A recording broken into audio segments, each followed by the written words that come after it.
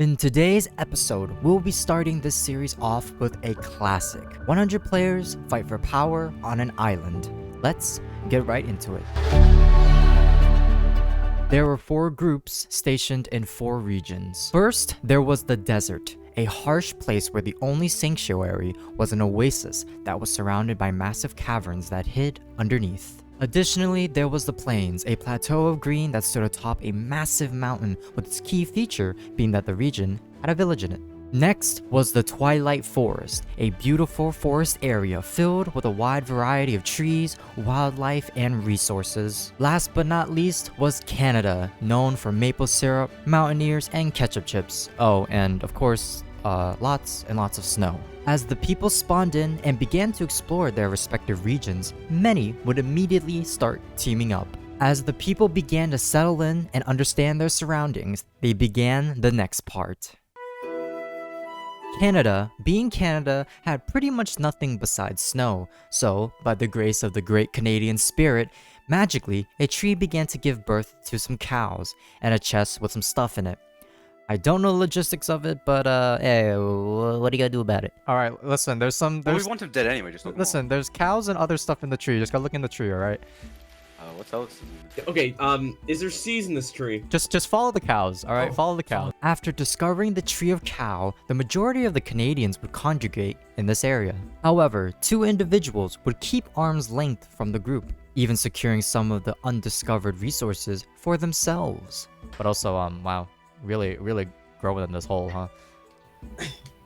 Yep. Yeah. Gonna have to expand soon. In the meanwhile, those in the Twilight Forest had a much easier time. The people of the Twilight Forest would practically have bountiful amounts of food, crops, and all of the necessary resources to prepare for anything in their way.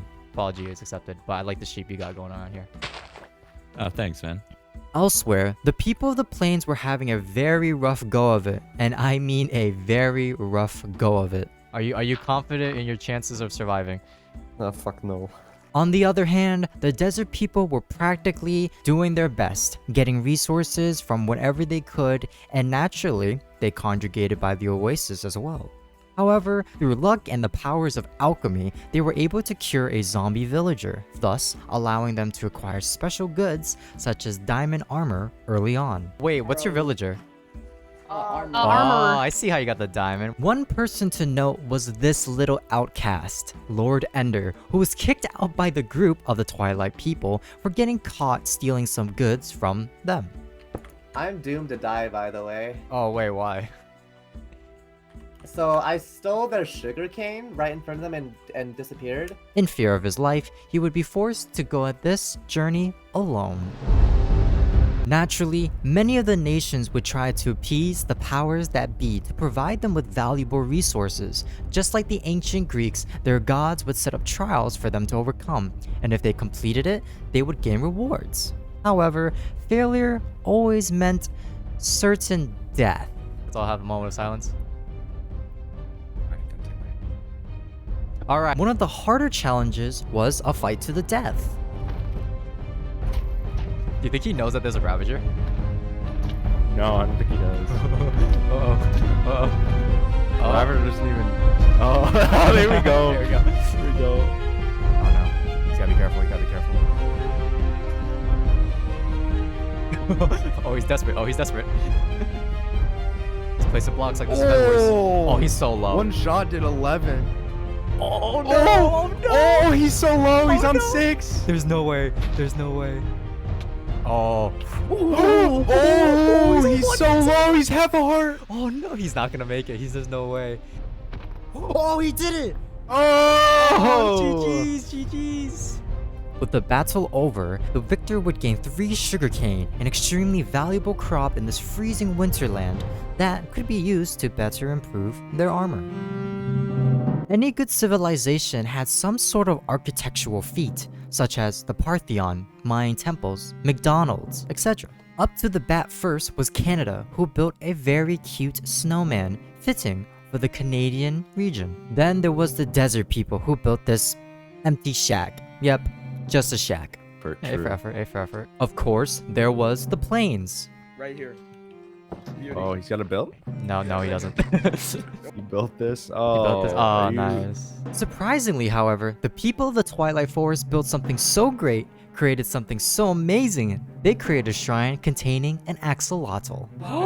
We're getting stacked. That's what's going it's on. a little boy. So obviously, the people of the Twilight Forest won, followed by Canada and the Desert People. For their victories, netherite ingots were given to the Ewoks. Totems of Undying were given to the Canadians, golden apples were given to the Sand People. At the same time, crowns were given out to the respective leaders in each of the regions. Geeked AF, King of the Forest, Cactus, King of the Plains, QX HK, King of Canada, and Jack Soccer Ninja, King of the Desert. With the goods given out, buildings being solidified, it was time for the borders to drop. Apparently, peace was never on the table as the remaining two players of the Plains Nation attacked the people of the forest soon after the borders dropped. In the ambush, Cactus attempted to shoot rockets at Dritty, Geeked, and OCFZ, but would end up missing every single shot, which would unfortunately put the advantage back into the people of the Twilight Forest's hands, allowing them to eliminate Star Buick and for Cactus to be forced to flee. After Cactus's escape, the now sole survivor of the plains decided to build an alliance with the Desert People to help increase their chances of survival. In turn, the Twilight Forest and the Canadians created an alliance between them, which was decreed to be called Borealis. As a result of these new alliances, an epic showdown would start in the land of the Canadians. Despite being outnumbered, the Desert People showed up with a severe gear advantage thanks to using the powers of alchemy to cure a zombie villager mentioned previously. Pushing. Oh, they're using the wood border to their advantage. Guys, please don't talk to me. Oh my god, I'm about to dead. Oh, I died. I died. Run away. Please, run away. I died. GG, my guys. Almost dead. No. As the battle waged, only a few survived, with one desert member falling in battle. And I mean literally falling. And only one member of the Aurora Borealis Alliance would survive, Dritty. The last survivor, Dritty, would be forced to retreat back into the Twilight Forest to prepare for another encounter. However, unfortunately for Dritty, it seems that the encounter would come much sooner than he thought. Void is, so you can just jump at me at any time. Why did you log out so fast? Skeleton. You gotta log Just back log in. out You gotta because log of back in. skeleton? You gotta log back in. You have to log back in. Accept your fate. Just do it. Accept your fate. Why is Dritty? Judy, Who you was have it? to Was get. it a skeleton Judy, or was it- Judy, you have to log back in. Face your fear. Oh, it's Cactus. The void is gonna be the death. This is gonna happen. I swear it's gonna happen like 5 more. After Dritty's demise, Cactus would upgrade his kit with the newly acquired netherite. However, to his surprise, he too was being tracked by the Desert People. It seems that their alliance was short-lived. The Desert People would chase Cactus far across the land, and then by pulling a couple of dream-style manhunt moves, was able to escape from the grips of the remaining Desert People. However, it soon became clear that the alliance within the Desert People would collapse. Prizable would attempt to stab Gorilla in the back.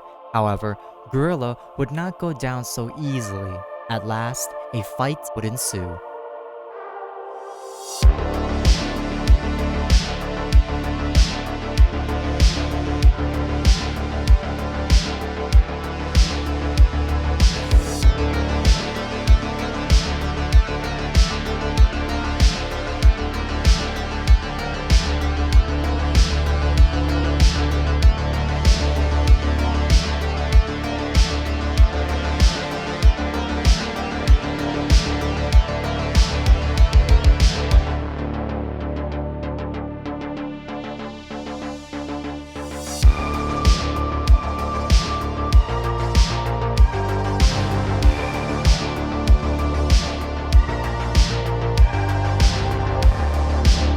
Final moments, the victor that remained was Gorilla, slaying the betrayer and becoming the last survivor of the desert. As the borders drew closer, the final survivors would head to the middle of the map.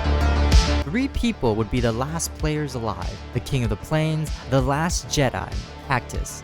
Then there was the underdog, the man on the mission that you probably forgot about, Lord Ender. And lastly, there was the survivor, the warrior, Gorilla. Despite the high tensions amidst the battlefield, Lord Ender would provide some comic relief after all this hype to pull the greatest clutch the world has ever seen, by dying to his own trap. Alright guys, if this doesn't work, it was nice knowing you.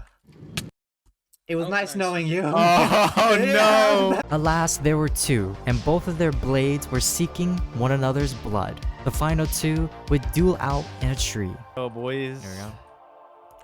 Oh, What? Cactus is blind, I guess. Never mind. He sure is. There we go.